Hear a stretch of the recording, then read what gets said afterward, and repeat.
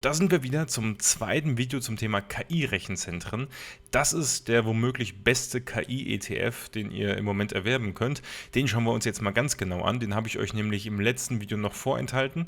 Es kommt jetzt immer am Wochenende ein Themenvideo mit verschiedenen ETFs und dann in der Woche gibt es nochmal einen speziellen ETF, den wir uns ganz genau anschauen. Das machen wir heute hier mit dem Xtrackers Artificial Intelligence and Big Data ETF.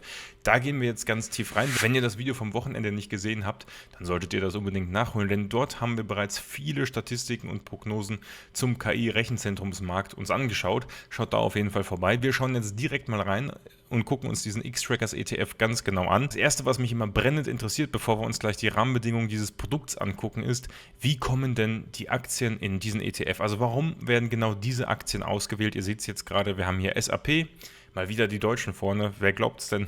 4,99%. Wir haben Meta dahinter, Microsoft, Nvidia, Bank of America, Oracle, Palantir, Amazon, Alphabet und Cisco. Also jetzt keine No-Names, sondern bekannte Titel. Aber man sieht schon direkt, dass es auffällig relativ niedrig gewichtet. Also das sieht nicht nach einer reinen Gewichtung nach Marktkapitalisierung aus. Wir sehen auch direkt USA mit 86% wieder drin. Natürlich hat man hier das Risiko, dass man vor allem in die aktuell sicherlich total stabilen amerikanischen Märkte investiert. Damit muss man eben leben, aber das ist bei einem KI-ETF jetzt auch kein Wunder.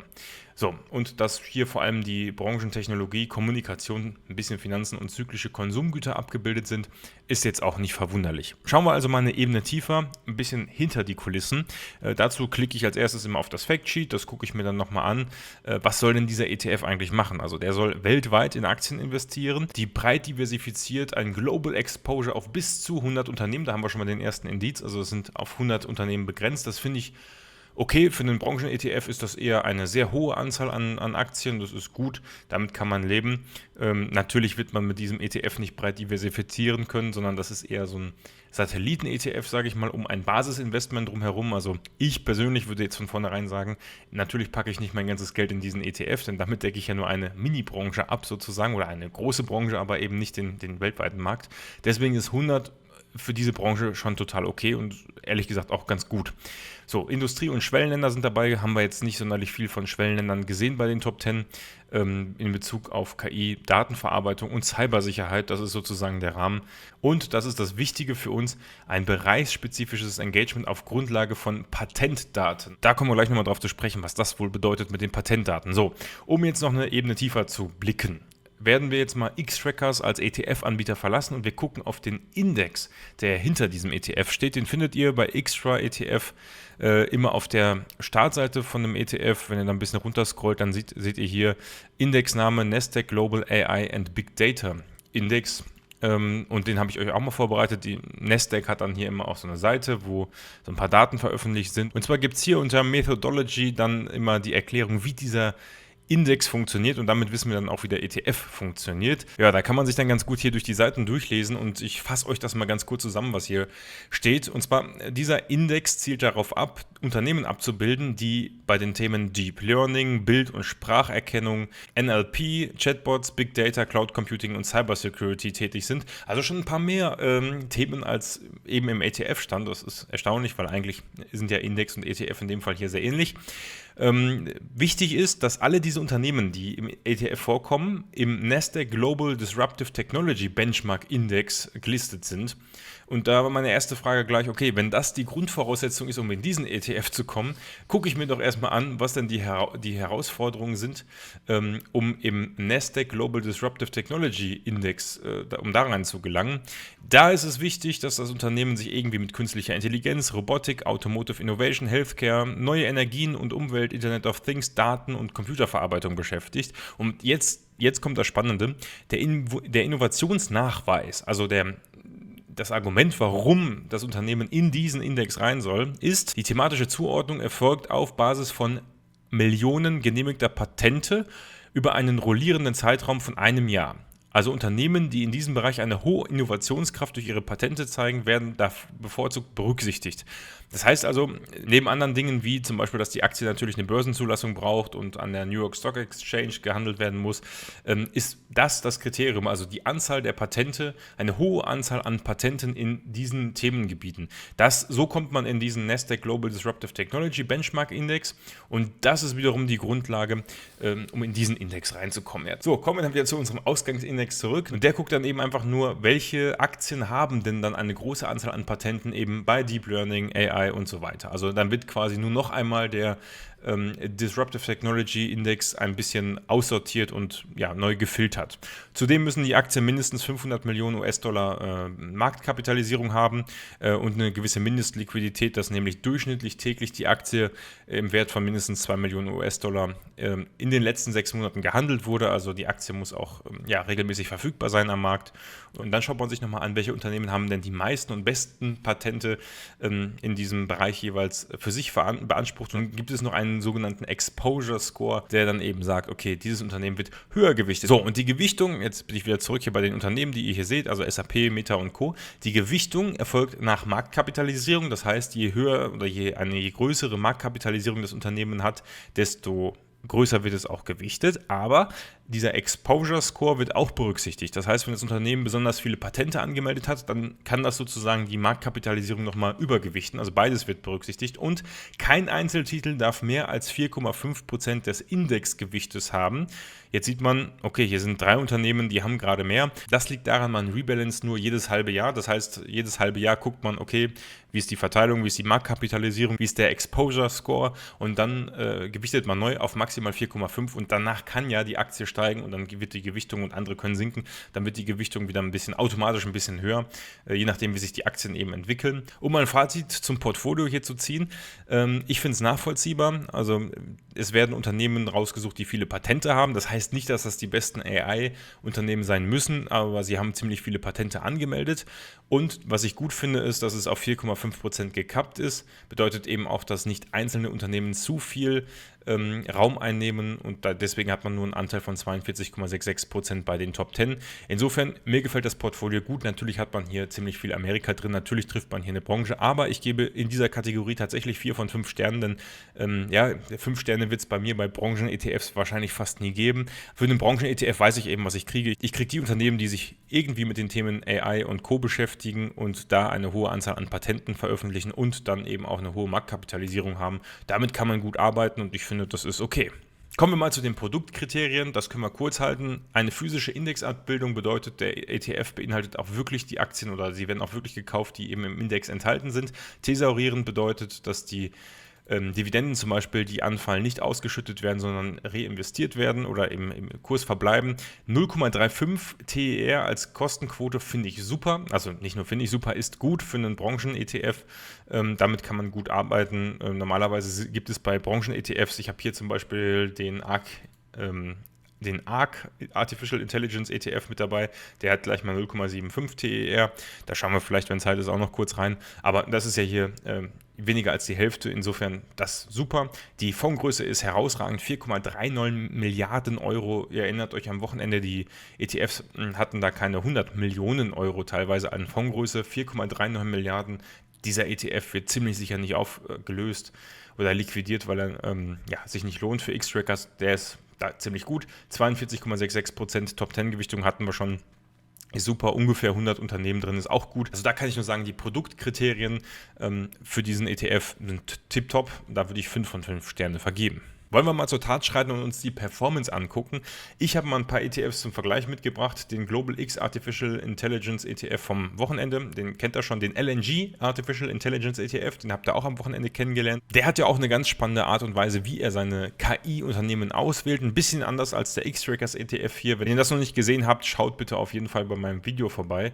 Da kriegt ihr den ETF nochmal nahegelegt und erklärt. Dann haben wir noch den Wisdom Tree Artificial Intelligence ETF mit dabei und den ARK Artificial Intelligence and Robotics ETF. Ich habe den Vergleichszeitraum auf maximal möglich seit Vergleich gewählt. Wenn wir uns den Zeitraum seit letztem Jahr September angucken, also nicht mal ein Jahr, ein Dreivierteljahr, dann sehen wir, dass der ARK Artificial Intelligence ETF tatsächlich deutlich outperformt. Also der hat mittlerweile plus 54% gemacht, während die anderen ziemlich genau alle bei 16%, 17% rumdümpeln. Der Wisdom Tree Artificial Intelligence ETF, der liegt dahinter mit 13%. Woran liegt das? Wenn man sich den ARK ETF anguckt, dann sieht man zunächst einmal, dass es hier keinen Index gibt. Sieht man, hier oben ist kein Index mit drin. Das liegt daran, dass dieser ETF aktiv gemanagt wird. Also hier entscheiden eben die Fondsmanager um Katie Wood und wen auch immer bei ARK, wie hier eine Abbildung oder wie der ETF zusammengesetzt werden soll. Dementsprechend auch die etwas höhere Kostenquote zu erklären. Und was hier direkt auffällt, ist eben, dass mit Tesla, Palantir und Roblox und auch Meta eine deutliche höhere Gewichtung in diesem ETF vorhanden ist. Und das sind eben auch 4 Aktien, die zuletzt sehr gut gelaufen sind oder zwischenzeitlich sehr gut gelaufen sind, seit September eben. Und ja, generell sind nur 41 Aktien im ETF enthalten, also etwas weniger sogar als die Hälfte im Vergleich zum X-Trackers AI ETF. Und man sieht auch, dass kleinere Unternehmen wie Kratos oder Teradyne hier zu einer relativ hohen Gewichtung mit 3,45% kommen. Das Problem ist eben die Nachvollziehbarkeit. Also man kann nicht genau nachvollziehen, woran sich orientiert wird, und man verlässt sich hier eben auf die Fondsmanager. Wer das machen möchte, kann das machen, denn mittlerweile gibt es diesen ETF eben auch bei einigen Brokern bei uns, Flatex, Scalable, Trade Republic, also da wäre es möglich. Also der ARK ETF hat hier eben für den maximalen Vergleichszeitraum seit September letzten Jahres die beste Performance erzielt. Jetzt werden wir aber mal den Global X ETF, der tatsächlich erst seit September 2024 handelbar ist, aus diesem Vergleich rausschmeißen und nehmen dann wieder mal den maximalen Vergleichszeitraum. Dann kommen wir immerhin bis Juni 24 oder April 24. Das ist der Zeitpunkt, ab dem der ARK ETF handelbar war. Auch hier sehen wir, dass er ist ja nicht wesentlich länger mit 58% die anderen klar outperformt hat. Dann nehmen wir den ARK ETF mal raus und kriegen dann mal auch ein bisschen einen längeren Vergleichszeitraum hin, nämlich dann können wir immerhin bis Juni 2019 zurückgehen und in der Zeit können wir uns den LNG Artificial Intelligence ETF mal anschauen und den Wisdom Tree AI ETF im Vergleich zum X-Trackers AI und Big Data ETF. Und da sehen wir ganz klar, dass der X-Trackers AI ETF hier am Ende mit 187 oder 180% plus, 182% plus, je nachdem welchen Zeitpunkt man nimmt. Ich könnte auch den hier oben nehmen. Zwischenzeitlich waren es mal 233%. Ende Mai gab es hier einen richtigen Drawdown. Da ging es von 233% plus auf 169% zurück. Das sehen wir auch übrigens hier unten in den Daten. Also man sieht, hier sieht man ganz gut die Volatilität. Der maximale Drawdown war tatsächlich zu Corona am 16.03.2020. Ja, da sieht man eben, dass man mit einem Schlag bei dem Investment in diesen ETF eben 1/3 seines Wertes verlieren kann. Muss man aber auch dazu sagen, danach ist es ja immer wieder weitergegangen. Diese hohe Volatilität ist für den Branchen-ETF völlig normal. Wir sehen die anderen beiden AI-ETFs, LNG und Wisdom Tree ETF mit um die 130% Performance immer noch dahinter, trotz des großen Drawdowns jetzt auch zum Schluss. Wenn wir uns die letzten 3 Jahre angucken, sehen wir, dass der LNG-ETF hier zu Beginn in der zweiten 2022er Jahreshälfte mal zwischenzeitlich besser performt hat. Wie gesagt, über die letzten 5 Jahre liegt der X-Trackers AI-ETF glasklar vorne. Ich mache zum Ende der Performance mal wieder meinen Lieblingsvergleich, nämlich mit dem anderen X-Trackers ETF, nämlich mit dem X-Trackers MSCI World Information Technology ETF. Warum? Ja, das ist eigentlich der ETF, der einfach nur blind in IT-Aktien investiert und eben nicht so einen Fokus nur auf AI und Big Data macht. Und da sehen wir aktuell, der liegt mit 274% plus in dem Vergleichszeitraum seit 2019 gegenüber 205% beim X-Trackers AI ETF und Big Data ETF, nochmal wieder 70% vorne.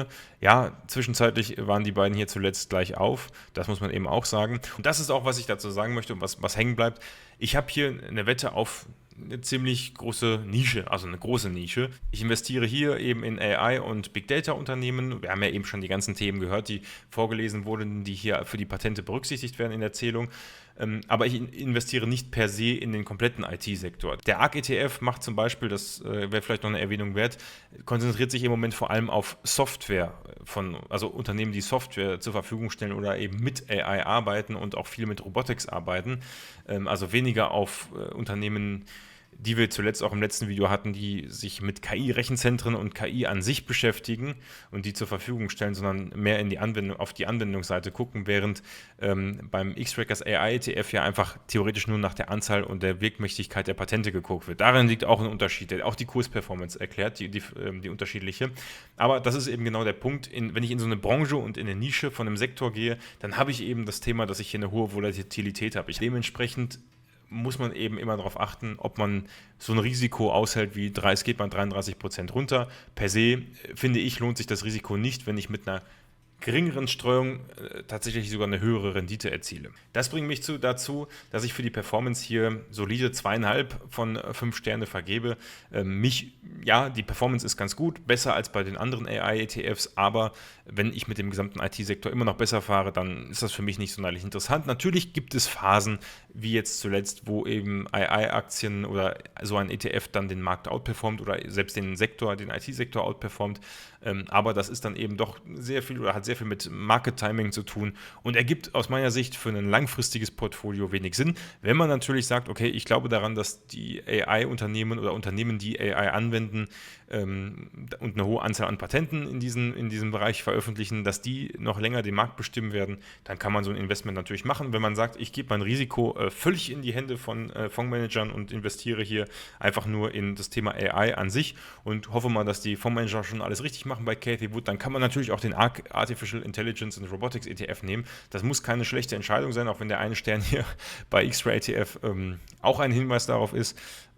Aber das Risiko kann sich eben auch da lohnen und wenn man den richtigen Zeitpunkt trifft, wie gesagt, für mich ist das nichts. Was das Thema Prognose für den Sektor angeht und für den ETF damit auch, würde ich vor allem auf das Video, was ich am Wochenende veröffentlicht habe, verweisen. Da habt ihr ja sämtliche Statistiken gefunden, warum es im KI-Markt aktuell weiter nach oben geht und vor allem im Markt auch für Rechenzentren nach oben geht und dementsprechend auch für KI-Anwendungen wahrscheinlich ein hohes Wachstumspotenzial besteht. Das ist in vielen Kursen sicherlich eingepreist. Dementsprechend sage ich, okay, ich bleibe bei 4 Sternen. Ich glaube, dass die Unternehmen, die hier im ETF enthalten sind, prinzipiell von AI profitieren werden. Ich glaube, dass AI auch längerfristig ein Thema sein wird und dementsprechend, dadurch, dass es da ganz gut aussieht in der Marktprognose, bleibe ich eben bei den 4 Sternen und komme am Ende auf ein Ergebnis, wenn ich es jetzt mathematisch rechne, von 3,875 Sternen.